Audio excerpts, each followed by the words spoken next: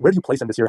What about his play sort of stands out to you? Is he still in that rung of player that he has been in years past? Like, I know in 2020, for example, you had him as the number one player that year. How far off that is he if he were in a better situation? Like, if he was on the Suns, like, what does his production look like? What type of player are we viewing him as? I threw a lot of questions there, but just generally your thoughts on old LeBron. No, LeBron more than Lakers. Pretty much. Okay. You started with the Lakers, and I was going to have a long rant. Yeah.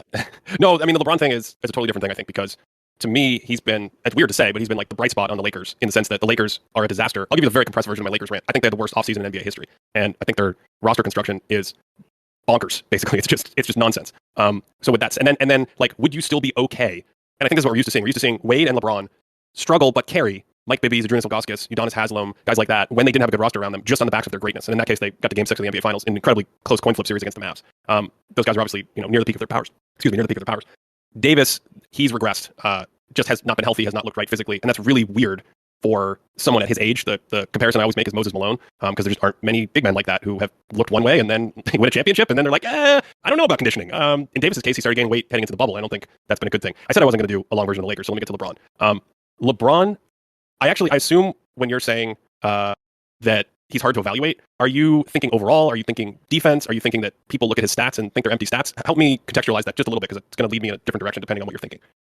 Sure. Yeah, no, I think it is the things that you mentioned. I think defensively, I think it's clear defensively that he is not probably what he was even in 2020 or 2019. But on the same hand, like, what does it look like if he's playing? I mean, Vogel is supposed to sort of be this mastermind, but he doesn't really have the pieces right now to really do that. You mean Carmelo Anthony, Russell Westbrook, and Malik Monk and DeAndre Jordan aren't the making of an elite defense in 2022? I would say they're probably not all defensive. They're close. Okay.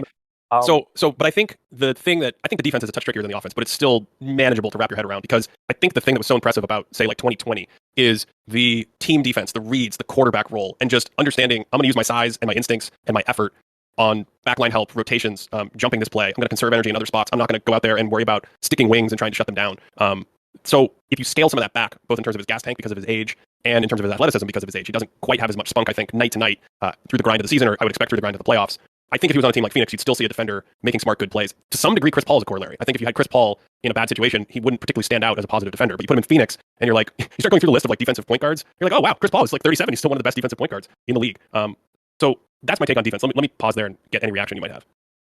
I agree with what you're saying. I mean, I think Phoenix is a uniquely good system where it's hard to disentangle a player's value kind of from, at least in my opinion. Like, it's like, just like, for example, yesterday, this is not defensive, but like the quality of looks they're able to generate for McCall and Cam, despite CP3 and Book not being on the floor, is insane.